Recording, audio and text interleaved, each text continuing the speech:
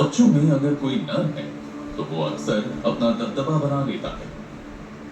वैसे ही कुहानी के बच्चों में मोगली का दबदबा है, जो एक दिन इसकी अपने इलाके पर राज करने में मदद कर सकता है। ये अभी से ही अपनी मां का ख्याल रखता है। अभी ये पूरी तरह से बड़ा नहीं हुआ है, इसलिए अपनी मां के पीछे चलता है। अपनी मां के शिकार पर सबसे पहला हक यही जताता है, यहाँ वहां उछलकर सबसे ज्यादा हिस्सा खाता है। अगर ये जानने की प्रतियोगिता होती कि दुनिया में सबसे मुश्किल काम किसका है, तो एक टाइगर मां का नाम सबसे ऊपर आता है। ये मां अकेली अपने बच्चों को बड़ा करती है, वो भी एक नर टाइगर की मौजूदगी के बिना, जो बहुत मुश्किल होता है। कुहानी को एक मौका दिखता है। वो तुरंत पर्सन की दिशा में जाती है, पर उसके कब्ज जानते हैं कि इस वक्त अपनी मां के पीछे जाना सही नहीं होगा। जंगल में हर कोने पर खतरा है, इसलिए कब्ज ज्यादा देर तक बाहर नहीं घूमते, वो भी अकेले। गॉड्स को कुहानी की मौजूदगी का पता चल गया है।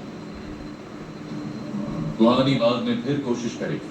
फिलहाल वो अपने बच्चों को अपने पास बुलाती है।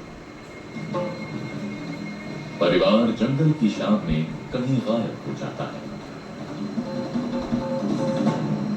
कोलसा गांव में दिन की रोशनी कम होने के साथ ही कुहानी बाहर निकलती है। एक मां के लिए कोशिश का मतलब होता है मुश्किल से मुश्किल हालात में भी कामयाब होकर दिखाना। कुहानी इस अंधेरे का फायदा उठा सकती है, और वही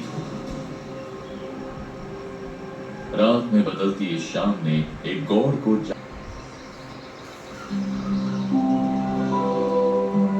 पूरे ताड़ोबा में अचानक बारिश का मौसम आ गया है।